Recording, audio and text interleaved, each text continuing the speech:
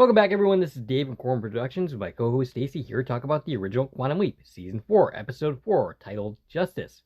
Alright, so before getting into this thing, gotta offer up a little disclaimer. Yes, we are going to be talking about this episode in code. It does deal with sensitive subject matter that unfortunately will go against some of YouTube's rules and regulations. Now, some of the things, I would be talking in code about certain things anyway. Right. But we're going to go out of our way yes, not to upset the algorithm. Right. Is this dumb? Yes. I'm not exactly a fan of this type of censorship. We are adults. We should be able to talk about these things. But at the same time, if we don't play this game, then we're quite possibly not going to be able to talk about this episode at all. So that's that. All right. Moving along from that, you've been warned. We are going to be talking in, riddles occasionally here and there. Yeah, but we all know what this episode is about. Mm-hmm. So hopefully you'll be able to follow along. Yes, I have faith in the audience that they will be able to do that. All right. So the episode's description reads as follows. Having leaped into a member of the hunting club, Sam must save the life of a civil rights worker. The episode was written by Tony Grappia. He has 23 writing credits, including for an episode of the short-lived BR5, some work on Roswell, and most recently, Battlestar Galactica. He also has 14 producing credits, most recently on the still ongoing Outlander series. The episode was directed by Rob Bowman, who I'm pretty familiar with. He directed 34 episodes of The X-Files, including the first movie, Fight the Future, and was a producer for 89 episodes of that series. He also worked on an episode of BR5, as well as 13 episodes of Star Trek The Next Generation, the last of which was the 4th season episode, Brothers.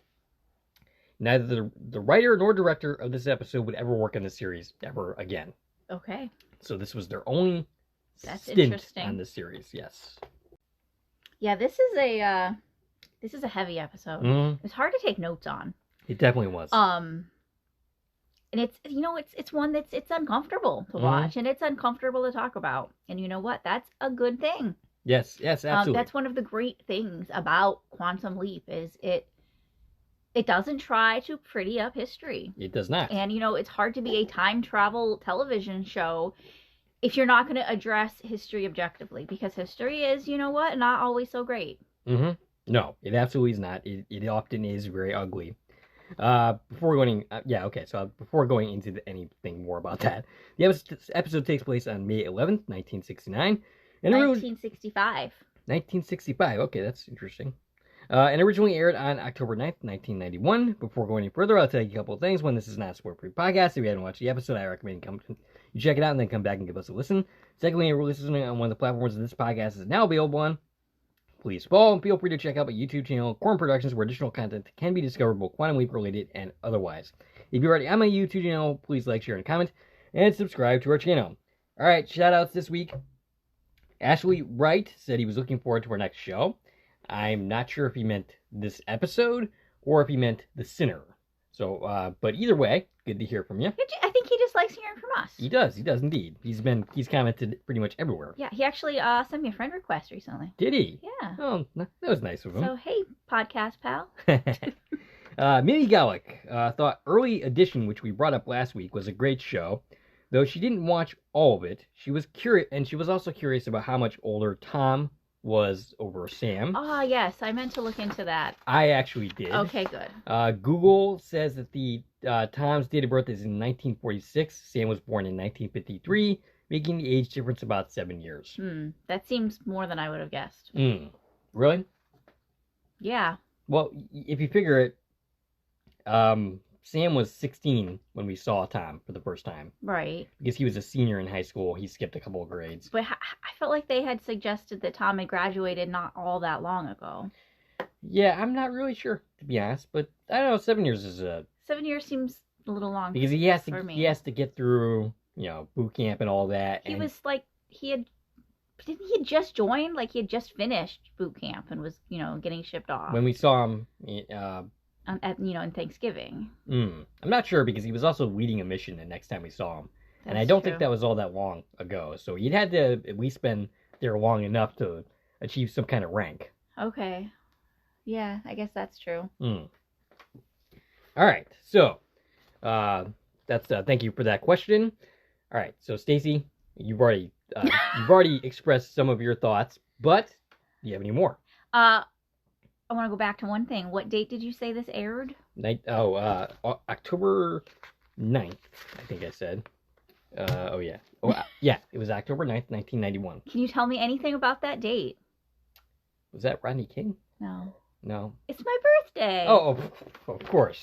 I was looking for something deeper. And you know what? That's funny because that's also Scott Bakula's birthday. It is. Yeah. So that would have been my 9th birthday in 1991. A few years older for him.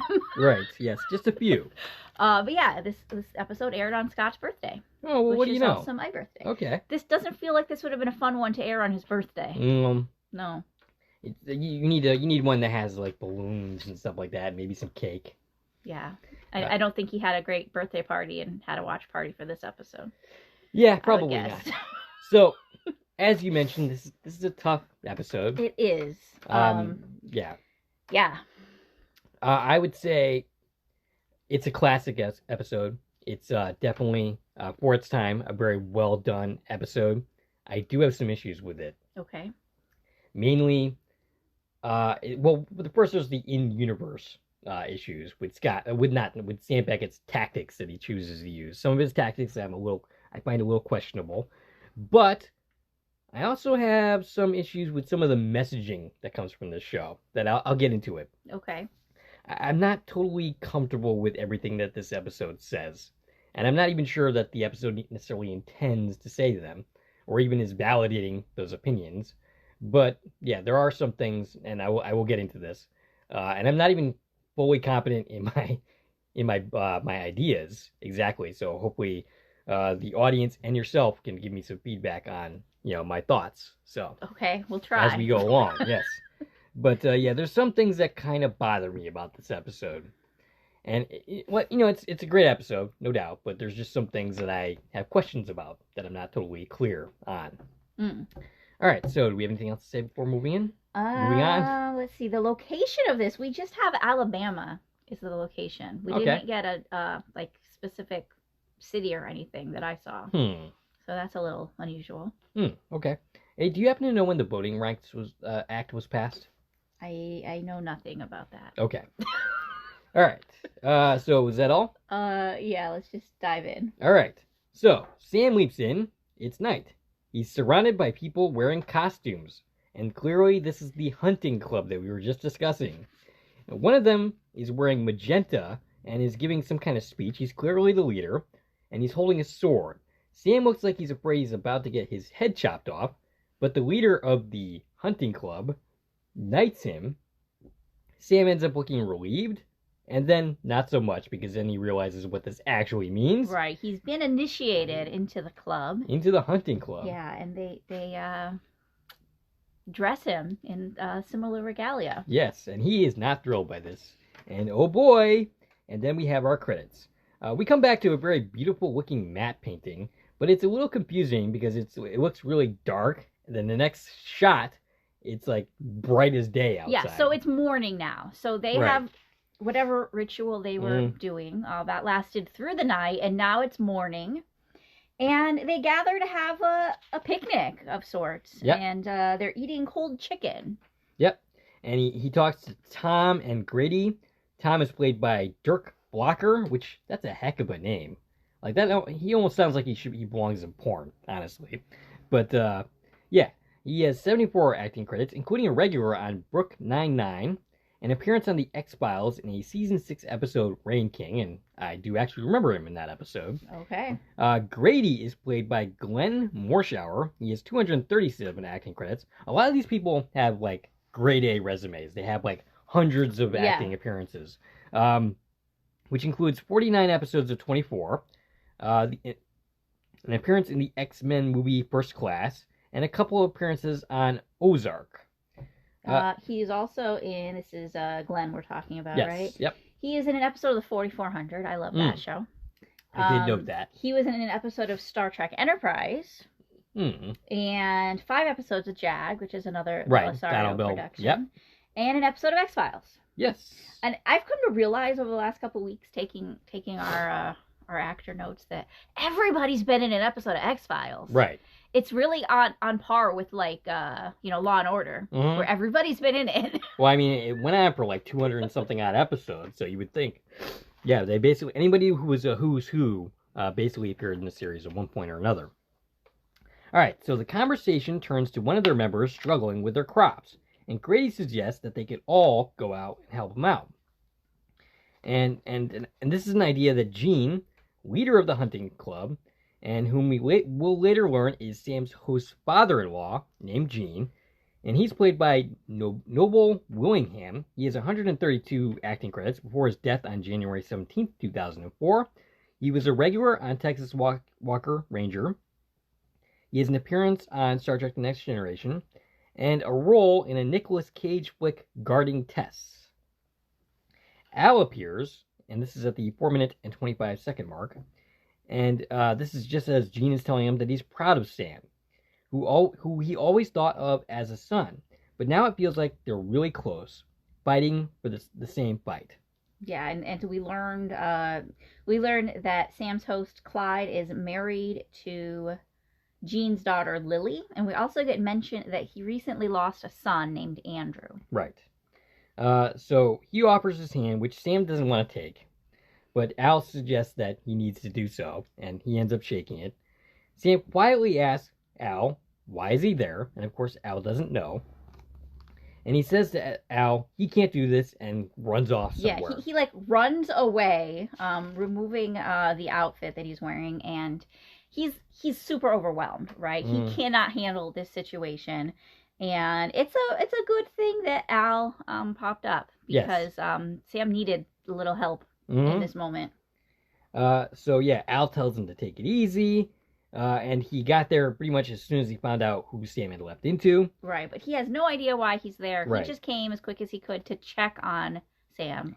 Although I could argue that it has been all night, so he didn't come back quick. Right. He came quick in the episode, but in episode time, not necessarily in universe time. Right. That's for sure. Sam says that the output is everything his parents taught him to fight against, and he doesn't think he can change the people. Al suggests maybe he's not there to do that, and I don't think he is. Yeah, that's not something that one person can do in the matter of a leap. Right. Al takes off, saying he will be back as soon as he can. And he convinces him, you know what, we're going to find out what you need to do, you're going to do it, and then we're going to get you out of here. So Sam narrates that he's confused by the people he leapt into. That a part of him liked Tom and Gene and everybody else. They were farmers, so that's something Sam can relate to them on. Yeah, they're nice people. They're willing to help each other. Yet they're so full of hate at the same time, and he can't compute this. He doesn't understand these people. Right. And I don't blame him. Gene takes Sam home to his wife and his daughter. Gene's daughter specifically. Yeah, and her name is Lily. She's played by Lisa Waltz, who has 77 acting credits, and I also recently talked about her because she appeared in the first season episode of Shadows, that of the X-Files. You should also be familiar with her because she appeared in Fear the Walking Dead Flight 462 for 13 episodes. Yeah, so Flight 462, it was like a webisode series. I was curious about that. I didn't really look into it. Yeah, so Walking Dead often did this thing where they'd have these little kind of webisode side series. And this one actually, it was webisodes, but it also aired during the show. So during a particular season of Fear the Walking Dead, during each episode, like during the commercial breaks, they'd give you an episode of this. So they're like 30-second to a minute episodes. Oh, okay. And then throughout the season, you'd fill in that whole story. So when you put it all together, it's probably like 15 minutes. Gotcha. And but then one of the characters from that ended up crossing over into the series itself. Okay. So it's just kind of like a little side story. You know? So did you recognize? No. No. Okay. But I definitely did note that from her credits. Gotcha. She was also in 12 episodes of The Young and the Restless, and I saw a couple other soaps on her resume. Gene leaves after discussing pie, and Lily kisses Sam for being a wonderful husband, father, and joining the hunting club despite not really wanting to. Now, we get the idea that Clyde is kind of like Sam here, where he doesn't necessarily share these people's viewpoints, but he's nevertheless going along with it anyway. Right. We definitely get the point of view throughout this that Clyde is maybe kind of just trying to straddle the line here. Mm-hmm. He doesn't believe in the things that this club believes in. Right. He is a supporter of the people around him. But at the same time, he's just trying to play nice. Right. And he's maybe, I imagine, a little lost in trying to figure out how to deal with all of this too. Mm-hmm. And I was thinking about this actually earlier, like, does this character seem authentic? Like, you know, I was thinking that, so this episode does what Quantum Leap does great, which it's not whitewashing history. Right. But I was wondering, like, is this character maybe a little too nice? Perhaps. By giving us, you know, this opinion that they're not this terrible person, you know. But then I kind of came to the conclusion, well, you know what? This would be the right person for Sam to leap into. Someone who doesn't necessarily, that's something we've talked about a lot. Like, well, is he leaping into the right person in this scenario? And in this case, I think he absolutely is. Because if he leaped into any of the black people in this community, he wasn't going to get a place to really help. Right. And if he leaped into somebody who, you know, maybe had a little bit more power, but had very public opposing opinions here, they might, you know, just ignore him if he's acting out of character that much. Right. But if he's somebody who truly believes the things that Sam believes, but just is scared to, you know, step up and say something, I feel like that is the right place for him to have landed. Makes sense. So in this case, I couldn't think of a different character that would have been better suited to complete his mission. Maybe Nathaniel himself? I doubt it. No, like, what would he have done? Like, nothing. He would have sat on his hands and done absolutely nothing. Yeah, he could have stopped. Like, okay, sure, he could have stopped the thing from happening. Right. But that wouldn't have. I don't think that would have helped him in the long run. It wouldn't have actually solved the problem. Yeah, it might have postponed it a little bit. But then again, I'm not totally convinced by this episode that the problem would be solved after this. But we'll get into that. Well, I think it gave everybody, including Nathaniel, a little more perspective on, like, really how hot the coals are right now, you know, and how maybe you can't just jump in head first. Maybe. Like he wants to do. And you have to be a little more aware of how dangerous life is in this moment for everybody. I guess. So, okay. We'll Sorry. we'll get into this a little bit more because I have more to say on that. But for now, I'm going to move on. I don't even know how we got there. Okay. So, Ada, their housekeeper, is played by Fran Bennett. This is her first appearance in the series. She would go on to be in all 3 episodes of the trilogy, which I know is your favorite. My favorite. She has 112 credits. She plays Marie Billings. Yes. Yep. Who ends up raising Abigail. And she also appeared in an episode of Early Edition. Yes. And she was a Star Trek TNG Admiral in the 5th season premiere, which is interesting because I don't remember that at all. Okay. I mean, I remember the episode. I'm surprised that I don't remember Fran Bennett from that because she's pretty recognizable to me. But she died on September 12th, 2021. That's fairly recently. That is very recent. At the age of 84. She was also in Wes Craven's New Nightmare. Okay. Which was part of the Nightmare on Elm Street series. Right. Sam slips saying his mom used to make the best, and he's gonna say she made the best food or something along those lines. But Lily points out that his mom couldn't boil water. But then Sam finishes with saying she used to make the best coffee, which I'm pretty sure you have to boil water to do, correct? Yeah, but that's about all you have to do. Okay. So, I mean, it seems that she could have, at least according to Sam here, could have at least boiled water. But anyway, I doubt that Lily meant that she couldn't actually boil water, but she was just exaggerating. Yeah. But anyway. So yeah, his fumble about, wanting to talk about his mom's shortcake turned into him asking for coffee, which I don't think he even wanted coffee. Right. Ada ends up suggesting milk, and Lily checks her saying, "He said coffee, Ada." And Sam wants to go get it himself, but he says, no, let Ada, the slave, go do it. Right. I mean, she wouldn't be really a slave at this point, but she's the housekeeper. Yeah, and this is setting up the dynamic here of Lily's opinion on hired help. Mm-hmm. So he sits down and then notices a gun rounding the tree, which freaks Sam out. It turns out to be his son, Cody, who, unlike most of the actors in this episode, did not have an impressive resume. he only had 7 credits for him. But he was also a regular on the series Uncle Buck, which has James Widows directing most of the episodes. James Widows, of course, would go on to direct extended family episodes. Oh, really? Yes. Okay. Quite a few of them. He was also in an episode of Erie, Indiana. I loved that show. What was the actor's name? Because I don't actually have it recorded here. His name is Jacob Gelman. Okay, yeah. Or Gelman, maybe? Close enough. One of those. All right, so Sam reacts by giving a speech saying he would teach him when he got older, but his host Clyde told him he would do it today. And Cody says that Grandpa told him he needs to learn how to protect himself, and casually tosses off a racial slur right in front of Ada, which upsets Sam, and he insists that he apologizes.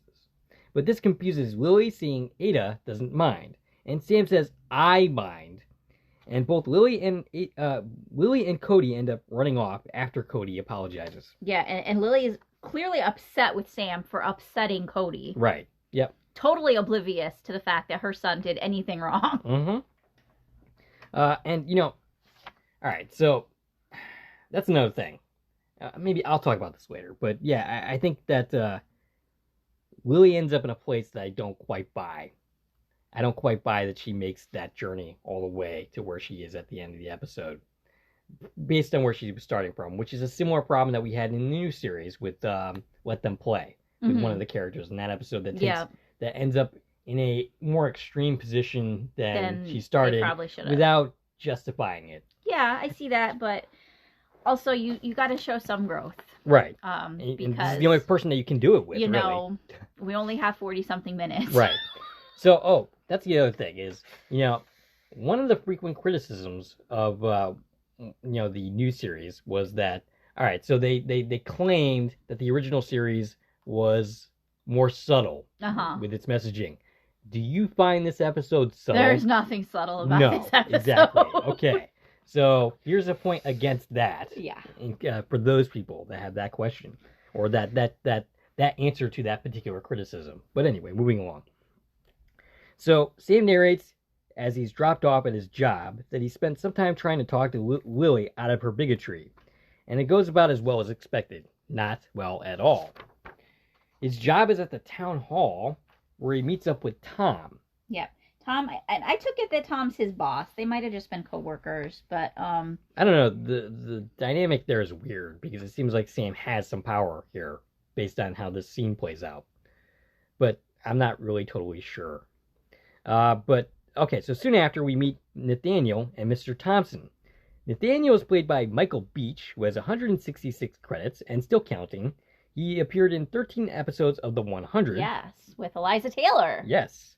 Saw X, which is Saw 10, right? That's the newest Saw, which okay. I actually haven't seen that one yet. Okay. He was also in 5 episodes of Stargate Atlantis. Okay. And he was recently in 14 episodes of SWAT, which I heard got canceled and then uncanceled. A lot of people are pointing to this show as to the example for what could happen with the new Quantum Leap. As, Quantum Leap got canceled, they're hoping that they can get uncanceled. I think the odds of that are pretty slim, but you never know. All right, so Mr. Thompson is played by Lee Weaver. 8 credits for him. Nothing that I recognize, though he does have an additional crew credit for Lethal Weapon 4. Huh. He was like a assistant or something along those lines. So they're trying to get Mr. Thompson debunked.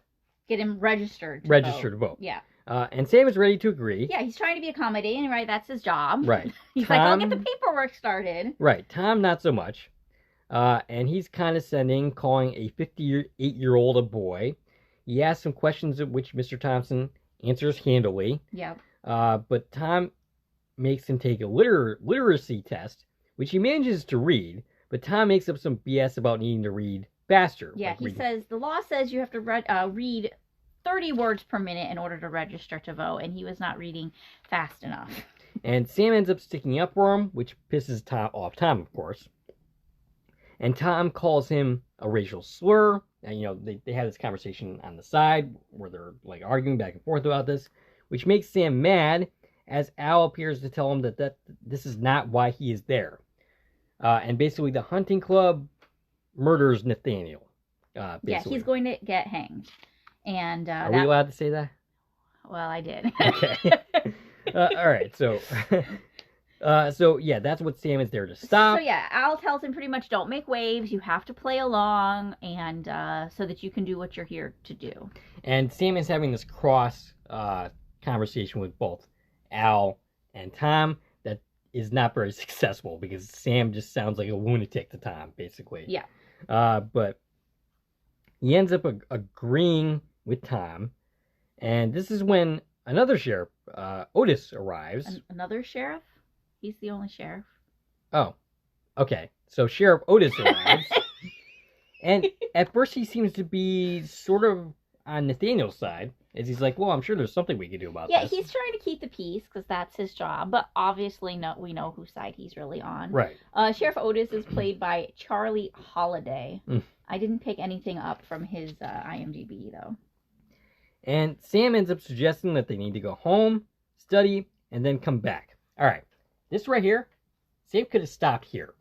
He doesn't need to do anything else that he does for the rest of this scene. And, to piss off Nathaniel more. I think if he sticks here, he's still on Tom's good side. And he's a member of the hunting club, regardless. So Right. But he's listening to Al, and he's playing the part. Right. And trying to, seem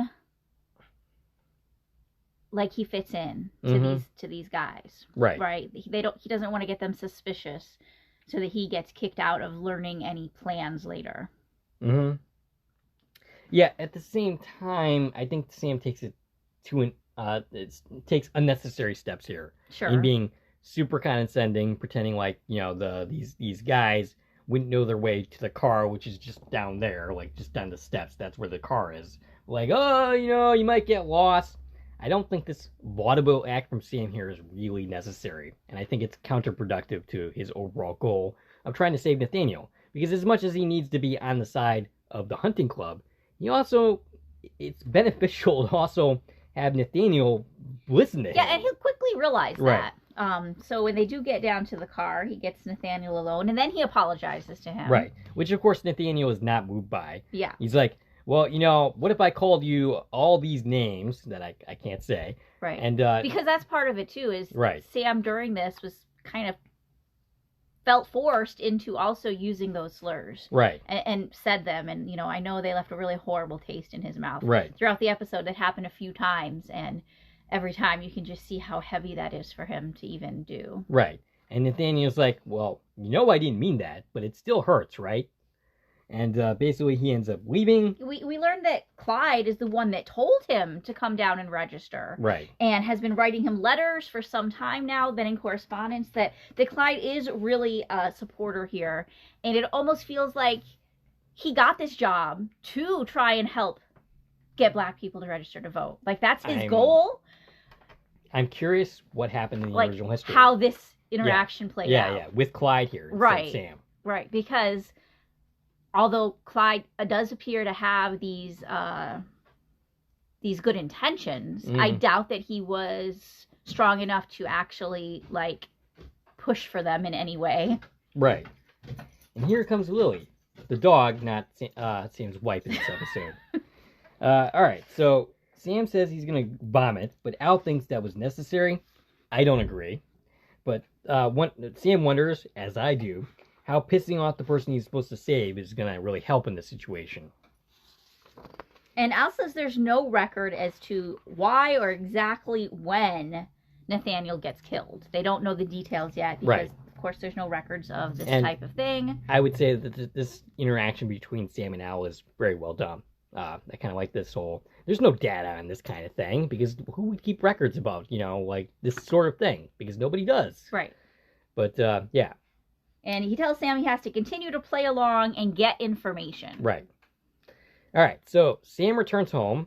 After saying he spent the day denying everybody who came to register, which sounds like a really long, horrible time. And listening to Tom's black jokes. And this is another questionable move by Sam here. He talks to Ada, and there's a choir going on in the background. They're singing off-key. And he helps string beans with her. He wants to bring up the Cody thing, and Ada says it's not... Oh, yeah. So he wants to apologize for that again. Ada says it's not about what's right or wrong, but just what is. And Sam says he doesn't agree with that. Ada says he knows, but he is only one voice speaking in a hurricane, which is kind of funny because the last episode was hurricane. But anyway, Sam thinks one voice is all you need. And she says he sounds just like Nathaniel. Sam suggests he needs to help her with him.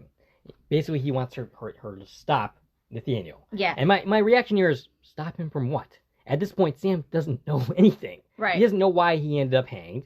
He doesn't know what Nathaniel does or what he's gonna do. Right. So what is he even talking to her about this for? But he knows that Nathaniel is ready to do whatever he has to do to make his point taken. You could tell when he left that morning that he was very upset, obviously, and he's going to do something that's going to lead to this event, right? Yeah, I don't know. I don't know about this particular strategy though. He tells her that Nathaniel is going to make a difference someday, but that he needs to be really careful right now. Yeah, this is a point that Sam makes about not taking on an entire town with himself that I think is actually kind of questionable, in the sense that it sounds like incrementalism. It sounds like the kind of thing that a white moderate liberal would say to the civil rights movement, saying, "Sure, take your time." But we know he's saying it because literally Nathaniel's about to get killed, and he's trying to prevent that from happening. So yeah, with that knowledge, you need to be careful right now because they're about to kill you. But no, it doesn't come off that way when you're not supposed to know that. Right. Well, that's basically my point. Yeah, it just sounds like, you're trying to quiet him. But at the same time, so here's an issue I have. Okay. There are plenty of people who fought for civil rights. Sure. Plenty of people who died for the cause. Yeah. Why is Nathaniel more worthy of being saved over all these other people? Why is anybody that a leaper is sent to save more worthy than any other person? I mean, I guess, but why are you... There's a countless number of lives that could be saved in history. I mean, fair enough. But why are we saving Nathaniel and not all these other civil rights leaders? Sure. Isn't there a value in dying for a just cause? Isn't there a value in fighting for a good cause and losing your life? Well, yeah. But, like you said, there's lots of people who do. Right. So, GFTW must have saw something in Nathaniel that they wanted him to continue on his journey. I think I would have appreciated maybe a little bit more justification for why Nathaniel needed to be saved. More story of, something he goes on to do. Yeah, something along those lines. In the new history. Yeah. Yeah. I guess that's my only real issue there, is that I just want more of a reason why we're saving this particular guy. Not that I wanted to die or anything. I certainly don't want anybody who fights for these, the civil rights movement to die. I'm just saying, why are we saving this particular guy over someone else? Well, you'd have to go talk to Bruce McGill about that. Okay, I'll be sure to do that. But, you did mention that basically that's an issue of any episode of the Quantum Leap. Why is this person more worthy of someone else? Right. But, moving along. All right, so where did I leave off? All right, he's on the porch with Ada.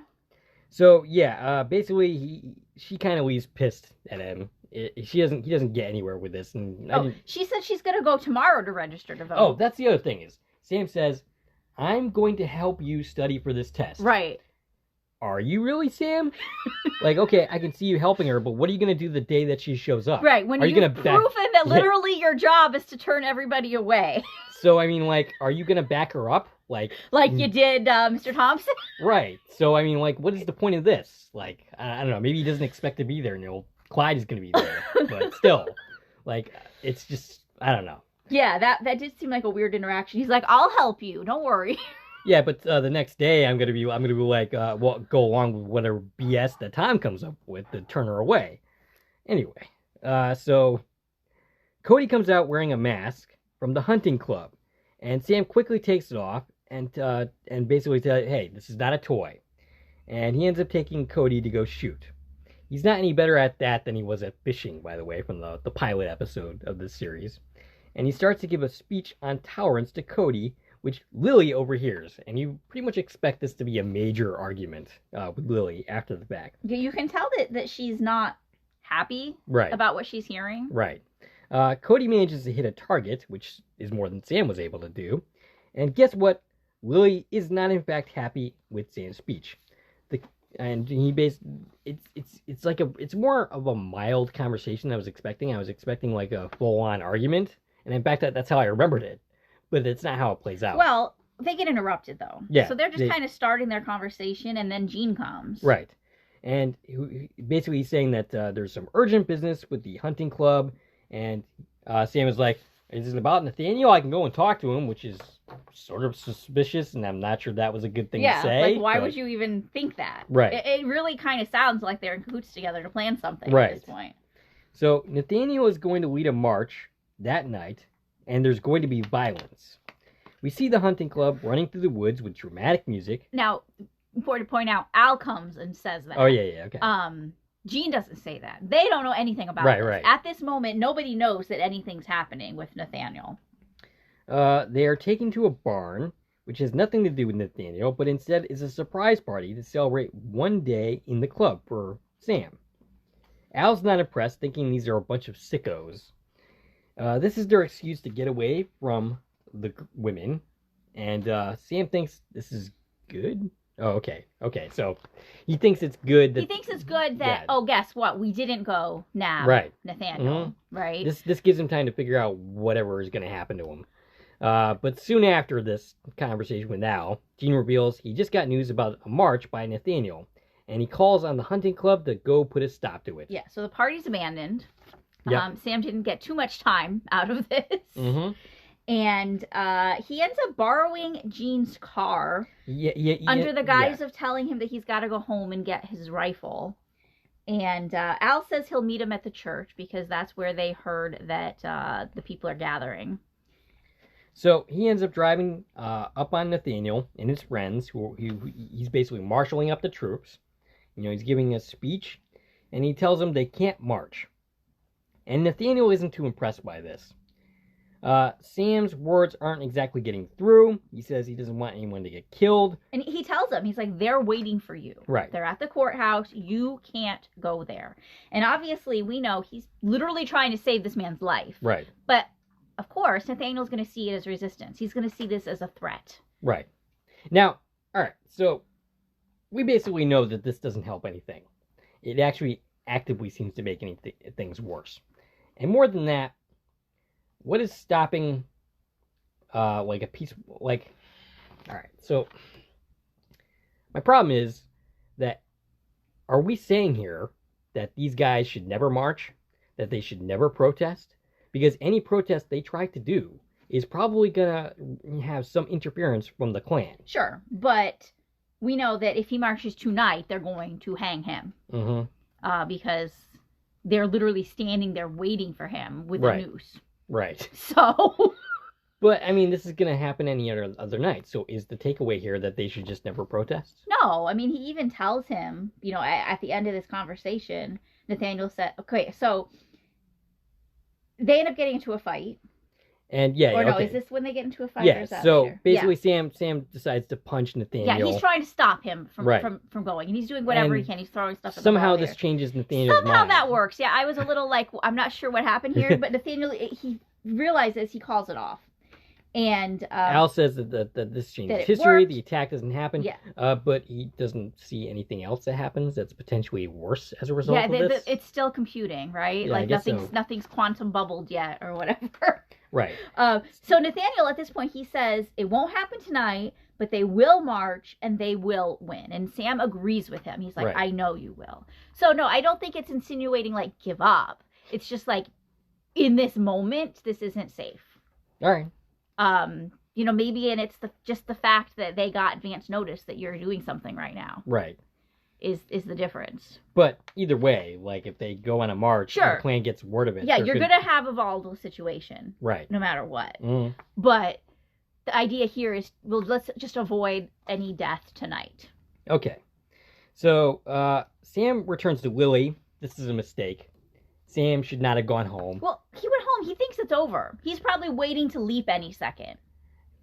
Yes, but doesn't he consider the fact that it's suspicious if he doesn't, and it is suspicious that he doesn't go meet where he's supposed to go? Sure, he should have shown up. Right, he should have gone there.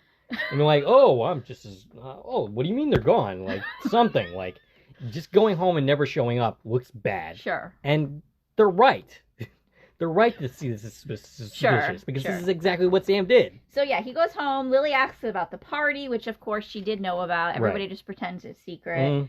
Now, he does something that was silly here. He's trying to change Lily's viewpoint. He's asking her the hard questions. He's trying to get through to her.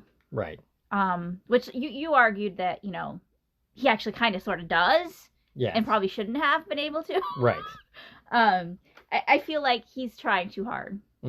Although maybe he thinks, you know, maybe the reason I haven't left yet is because I still have people to convince. Right. I don't know. Because Al told him, you save Nathaniel, it's all over. So, I don't know. But he's trying to change her viewpoint. And, you know, you can tell he's not going to get anywhere with just a few sentences here of a conversation. Especially since Jean shows up for the second time to interrupt their conversation. Yes. Jean and Tom arrive. Upset, of course, that both Sam and Nathaniel didn't show up and correctly assume that Sam tipped him off. Yes. I'm a little curious as to why they decide to take the next step. So, basically, the march is called off, which, you know, should actually be a win for the hunting club. Right. But they think that means that they need to escalate the situation to... They want to send a message. Right. To both Clyde, Sam, and to Nathaniel, and, you know, the people that were marching with him, that they're not going to be pushed around, right? Right. They didn't get to give their point before. And now they're ready. They're worked up. They want a fight.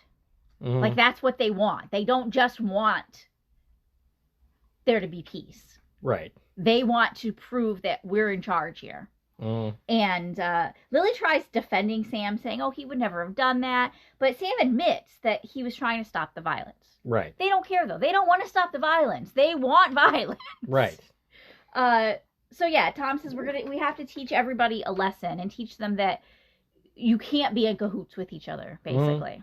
Right. And, yeah, Jean says they have to do something drastic now. They're going to blow up a church to show that this is a white man's world. Yeah, and Al comes and is filling Sam in on all this. Meanwhile, they tie up Sam. Everybody leaves. I think Glenn Morshower's character, I forgot what his name was, Grady, ends up spitting on him. They all leave except for Jean. Jean says he doesn't really understand him. He was just trying to show him what he was trying to do here. And Jean goes to leave. Sam says if he loves his family, don't do this to him. If he bombs a church, they'll put him away. And if he kills him, no one will be there to take care of his daughter or his grandchild. Jean says he's not going to kill him. Doesn't he know him at all?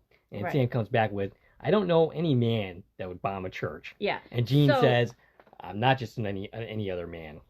We don't know what Jean and these people, like, do they know who's at the church right now, or do they just want to blow up the church? That's a good question. So we know from Al that there's 15 kids in the church right now, little kids having choir practice, as well as 2 adults, including Ada, and they're all going to die in this explosion if Sam doesn't intervene. This makes Jean an unredeemable monster. Right. Now, earlier... Unless they think the church is empty. I mean, and they just want to symbolically burn the church. There's no indication of that whatsoever. But, I mean, what would even be the point of that? Just to burn down a church? Well, their church. Okay. But, yeah, I mean, so basically, yeah, I mean, like, despite all the work earlier to kind of paint Jean as this family man who cares, you know, give some shadings to him, the fact that he's willing to go to a church, bomb it, killing a bunch of kids, that makes him an unredeemable monster, and he does not come back from this. No, and I think I wouldn't expect him to either, being like the leader of this club. Right? Yeah. Well, yeah.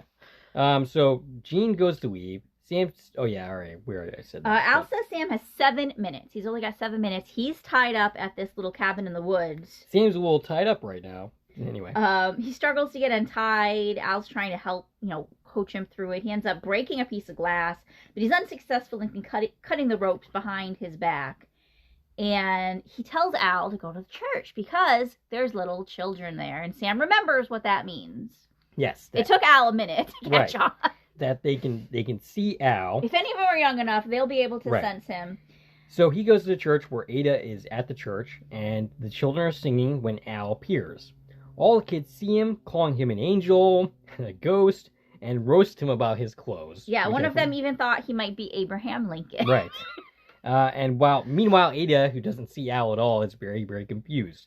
And one girl does this little crazy dance after one of the other kids is like, "Oh, that's just some crazy white guy." And she does this little, I don't even know how to describe it, but it's like this They little were having dance. fun. Yeah. Meanwhile, Cody arrives at the cabin. He followed them there. Mm-hmm. And we don't see it, but he unties Sam and helps him escape. So thank goodness Cody followed them. Right. Al convinces the kids to get out of the church. Sam arrives just in time for the church to explode, and he's worried about Al not having made it out, despite the fact that he's a hologram. Well, I think he's worried about if Al could get the kids out, not necessarily worried about Al. I don't know, but the way the scene plays is like, Al, oh my God, he's in there. Just the way he says it. But anyway, Lily tells him that Sam she tried to stop him. Yeah, because she also came to the church now. Right. Everybody's at the church. The club is outside gathered. And we didn't know yet, right? If Al was successful in getting the kids out. We saw them all kind of running in a panic, but then all of a sudden the church explodes. So what are we saying about Lily here? Is she completely flipped her mind, or is just bombing a church something that's... It was too much for her. That's just a step too far. She realized that they're going too far. Okay. Like, I think it's okay for her to be like, oh yeah, it's just Daddy's hunting club, and they're having a party at a cabin. But when they actually take action... When she's confronted with the reality of this and what they intend to do, it's a bridge too far for her. Yeah. Okay, I see that. So yeah, all the children are out, and Ada got out, thankfully. Nathaniel, angry, goes after the clan, which is a stupid thing to do. Yeah, he just runs at them, intending to hit them. There's 20 guys standing there. Right. I don't know what he was thinking about that he was going to accomplish there, but he's just filled with pure rage and has to do something. Yeah, but of course they snatch him up and they begin to tie a rope. The unaliving ritual begins.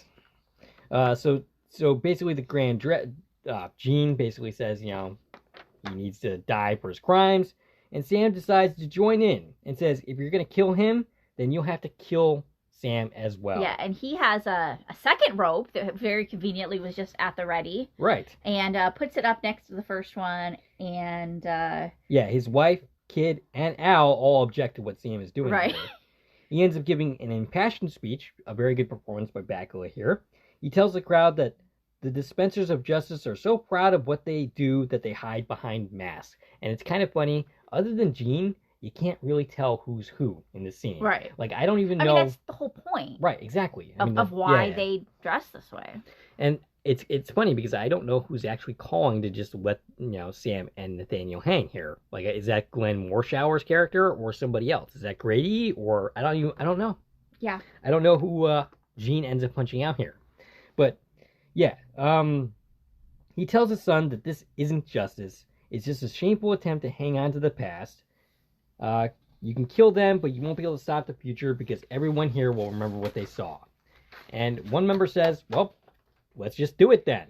But then Jean steps in and says... it's Grady that's driving the truck. Okay. I caught on to that. So he's about to drive this truck, which is what's going to pull the ropes. So it's not Grady. So it's some other random person then. Maybe Tom? Oh, maybe. I don't know. But it didn't really sound like Tom. But then Jean steps in and says to take Sam and Nathaniel down. And the other one doesn't want to do it. Yeah, but he says he lost one son already. Remember, we alluded to that at the beginning. Yep. And he doesn't intend to lose another. And then he punches him out. All right, so this kind of plays like a hero moment, but I remind you that he is not a hero. He just tried to he did bomb a church. Right. And the only reason that the kids are not dead is because Al gouged them out. Yeah. He's still an unredeemable monster. And the only reason that we stopped this is because it was his son-in-law about to die. Right. So, really, we don't make any progress with Jean here. And you can't really expect to because he's the leader of this hunting club. Right. But I think the idea is we kind of gave a new perspective to everybody that was here observing this incident. Do you think this changes Jean's behavior in the future? I'm sure it changed some people's in the crowd. Yeah, okay. Maybe it affected Jean.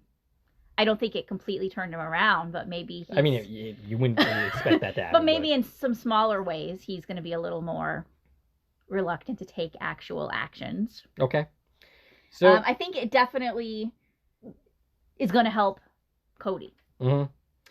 Which, yeah, I mean, you have to have some kind of victory here, and I think at the end of the day that Cody is the prize because he's the next generation. Right. I think this definitely is going to make an impression on him that he's not going to want to join his grandpa's hunting club. Right. So Willie ends up running to hug Sam and says he's proud of him. Okay, so all of a sudden he's proud of Sam's actions. What are we saying about Willie here? Is it just because he stopped this extreme action from taking place? Remember at the beginning, as her mind changed, she was so proud of him for joining. Right. And now she's proud of him for standing up to her father. So I don't know. Do you think her mind has changed here? I think that, like we said a minute ago, she's maybe opened her eyes a little bit to the reality of what's going on here. Oh, gotcha. All right. So Al says on August 3rd, they passed the Voters Registration Act, and Nathaniel becomes the first mayor of Alabama. The first black mayor. Right. Of Alabama. Yes, that's more what I meant to say. So, yeah, like I said earlier, I think they should have taken this a step further and said, and we knew this early on, that he was going to become the mayor, but also that he takes some kind of action that is really significant. Right. Which is why we're here saving Nathaniel. Yeah. I think it just needed that justification for it to totally work for me. Sure. But, all right. Because somebody else would eventually been the first black mayor, right? Exactly. So Nathaniel and Sam embrace, and Sam ends up leaping, and that is where the episode ends. And that is it. And despite my quibbles here and there, it's a powerful episode and very well done. It especially for its time, tackling these type of issues. This is the kind of thing that was Quantum Leap's stock and trade, and which the new series is a continuation of. Right, absolutely. And if you're telling me that that the new series wasn't subtle compared to the original, well, I point you to this episode, which was not a subtle episode at all. Not at all. So I just want to hit on the actors that we didn't mention yet. The mirror image of Clyde was played by Glenn Eden. A character named Leon, that's one of the guys. Maybe that one at the end. Maybe. He was played by Sheev Blackwood. And then there was a character named Jim, played by Michael Craig Patterson. This was literally his only credit. Really? And the three children that had lines were Julian Roy Doster, Ashley Woolfolk, and Jesse Callier. And none of them went on to have any sort of careers. They did appear in a few things, but yeah, they each had like a couple little credits. Yeah. But yeah. Yeah. All right. So that's that. That's that. Do we have anything else to say? Again, it's a hard episode. Yeah. To even watch. Right. But or even talk about. I do think it is an important episode. Absolutely. And it's definitely one that stands out as being obviously a more serious subject matter than some of our leaps.